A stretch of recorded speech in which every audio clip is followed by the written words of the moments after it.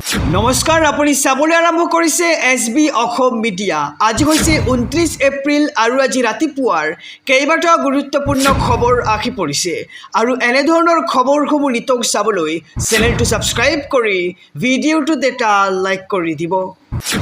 জনাইছোঁ আজি ৰাতিপুৱাৰ প্ৰথমটো ব্ৰেকিং নিউজ। ইয়াৰ আমটো জুবিন গাৰ্গ সন্দৰ্ভত আহি পৰিছে এটি গুৰুত্বপূৰ্ণ খবৰ। জুবিনক চোৱা চিতাৰ দায়িত্বৰ বাবে নাছিল মেনেজাৰ সিদ্ধাৰ্থ শৰ্মা। হয়, ঠিকেই শুনিছে, জুবিন গাৰ্গক চোৱা চিতাৰ দায়িত্বত নাছিল মেনেজাৰ সিদ্ধাৰ্থ শৰ্মা। আৰু জুবিন ঘটনাৰ এক বিস্ফোৰক খবৰ আহি পৰিছে সমগ্ৰ অসমবাসীৰ বাবে।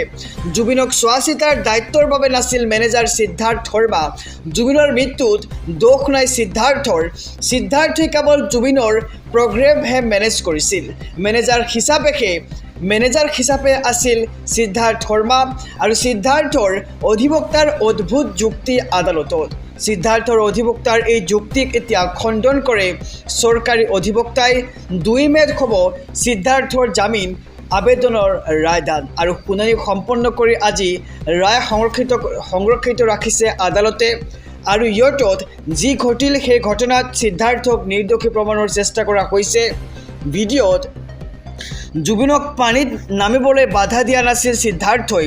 লাইফ জেকেট পৰিধান নকৰাকৈ যাবলৈ দিয়া হৈছিল পানীলৈ। আৰু জুবিন ঘটনাৰ বিস্ফোৰক খবৰ আহি পৰিছে সমগ্ৰ ৰাজ্যবাসীৰ বাবে। জুবিন ঘটনাৰ বিস্ফোৰক খবৰ আহি পৰিছে ইতিমধ্যে। জুবিনক চোৱা চিতাৰ দায়িত্বৰ বাবে নাছিল মেনেজাৰ সিদ্ধাৰ্থ শৰ্মা। মেনেজাৰ সিদ্ধাৰ্থ শৰ্মাই কেৱল জুবিন গাৰ্গৰ প্ৰগ্ৰামহে মেনেজ কৰিছিল। আৰু জুবিন গাৰ্গৰ এই ঘটনাক লৈ এতিয়া বিস্ফোৰক তথ্য আহি পৰিছে। ৰাজনৈতিক প্ৰেক্ষাপটৰ এটি খুবেই ডাঙৰ খবৰ। পশ্চিমবংগত চলি আছে জংঘল ৰাজ। এইবাৰ দেশৰ প্ৰধানমন্ত্ৰী নৰেন্দ্ৰ মোদীৰ এনে মন্তব্য।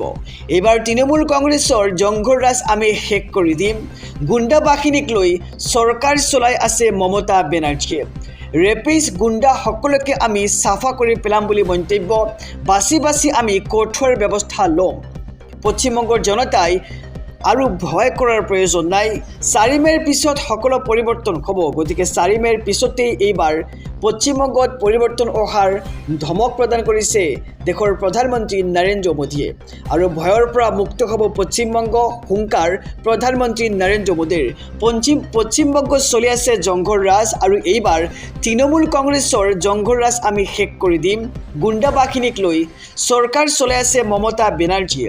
ৰেপিষ্ট গুণ্ডা সকলোকে আমি চাফা কৰি পেলাম বুলি মন্তব্য দেশৰ প্ৰধানমন্ত্ৰী নৰেন্দ্ৰ মোদীৰ।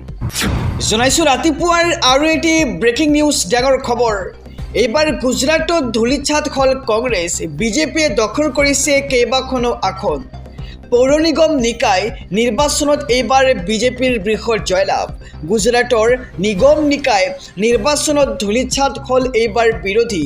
নিগম নিকায়ৰ আটাইকেইখন আসনতে বৃহৎ জয়লাভ কৰিবলৈ সক্ষম হৈছে বিজেপি।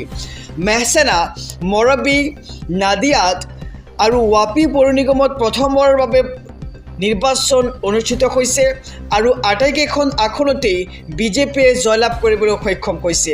চুৰাট পৌৰ নিগমৰ 120খন আসনৰ ভিতৰত বিজেপিয়ে 115খন আসনেই দখল কৰিছে। মাত্ৰ 4খন আসনতহে থমকি ৰ'ল আম আদমি পাৰ্টি। আৰু ভুজ পৌৰসভাত ওৱেইছিৰ দল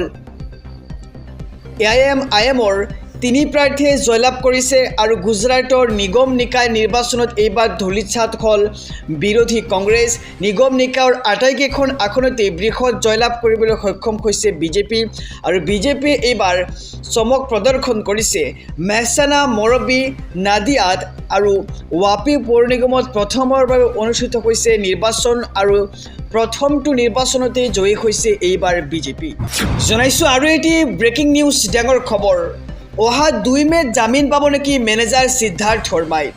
আদালতত সম্পূৰ্ণ হৈছে মেনেজাৰ সিদ্ধাৰ্থ শৰ্মাৰ জামিনৰ শুনানি। বাৰে বাৰে সিদ্ধাৰ্থৰ হৈ আদালতত অদ্ভুত যুক্তি এইবাৰ অধিবক্তাৰ। জুবিনৰ দায়িত্ব লোৱাটো সিদ্ধাৰ্থৰ কাম নহয় বুলি যুক্তি অধিবক্তাৰ।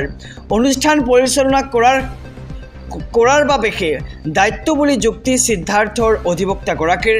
আৰু সিদ্ধাৰ্থৰ অধিবক্তাক আদালতে আদালততে উচিত প্ৰত্যুত্তৰ চৰকাৰী অধিবক্তাৰ চাৰ্জশ্বিট তথ্য প্ৰমাণ থকাৰ পাছতো অদ্ভুত যুক্তি দিলে আদালতত। আৰু 2 মে'ত হ'ব নেকি মেনেজাৰ সিদ্ধাৰ্থ শৰ্মাৰ শুনানি? জুবিনৰ বিচাৰ প্ৰক্ৰিয়াক লৈ অধিবক্তা প্ৰদীপ্ত তালুকদাৰৰ এই ডাঙৰ মন্তব্য। আদালতত সম্পন্ন হৈছে মেনেজাৰ সিদ্ধাৰ্থৰ জামিনৰ শুনানি আৰু বাৰে বাৰে সিদ্ধাৰ্থৰ হৈ আদালতত অদ্ভুত যুক্তি মেনেজাৰ সিদ্ধাৰ্থ শৰ্মাৰ অধিবক্তাৰ। জনাইছোঁ আৰু এটি ব্ৰেকিং নিউজ, ডাঙৰ খবৰ। ন্যায় নাপায় হিয়াৰ আমঠু জুবিন গাৰ্গে। জুবিনে সকলোতকৈ ঘৃণা কৰা মানুহজনে আছিল শ্যামকানু মহন্ত। এক ডাঙৰ খবৰ জনাইছোঁ সমগ্ৰ ৰাজ্যবাসীক, ন্যায় নাপায় হিয়াৰ আমঠু জুবিন গাৰ্গে। শ্যামকানু মহন্তৰ পত্নী অনিতা ডেকাৰ মহন্তৰ কথাত সন্দেহ হৈছে বুলি এতিয়া মত প্ৰকাশ কৰিছে আৰু বিজয়ীৰ দৰে হাঁহি মাৰি ফুৰিছে অনিতা ডেকা মহন্তই। আৰু সেই হাঁহিটো আজিও বাজি আছে সকলোৰে কাণত। জুবিনে সকলোতকৈ ঘৃণা কৰা মানুহজনে আছিল শ্যামকানু মহন্ত। হাত নাখি কিয় কেমেৰাৰ সন্মুখলৈ আহিবলৈ সাহস হোৱা নাছিল অনিতা ডেকা মহন্তৰ? আৰু আমাৰ ৰাইজে কেৱল চাইহে আছে। জুবিন ক্ষেত্ৰত গৈ চাকি বন্তি জ্বলাই লাভ নাই। জুবিন গাৰ্গৰ আত্মাই এতিয়াও শান্তি পোৱা নাই। জুবিন গাৰ্গৰ আত্মাই দুখত এতিয়াও ঘূৰি ফুৰিছে। আৰু শ্যামকানু মহন্তৰ পত্নীক কিয় গ্ৰেপ্তাৰ কৰা হোৱা নাই বুলি এতিয়া দাবী জনাইছে, লগতে বিশেষ মন্তব্য কৰা হৈছে। শ্যামকানু মহন্তৰ পত্নীক কিয় গ্ৰেপ্তাৰ কৰা হোৱা নাই?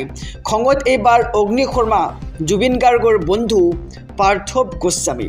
আৰু ন্যায় নাপায় হিয়াৰ আমঠু জুবিন গাৰ্গে এইবাৰ খঙত এনে মন্তব্য কৰিছে জুবিন গাৰ্গৰ বন্ধু পাৰ্থৱ গোস্বামীয়ে। শ্যামকানু মহন্তৰ পত্নী অনিতা ডেকা মহন্তৰ কথাত সন্দেহ হৈছে বুলি মন্তব্য আৰু বিজয়ীৰ দৰে হাঁহি মাৰি ফুৰিছে অনিতা ডেকা মহন্তই।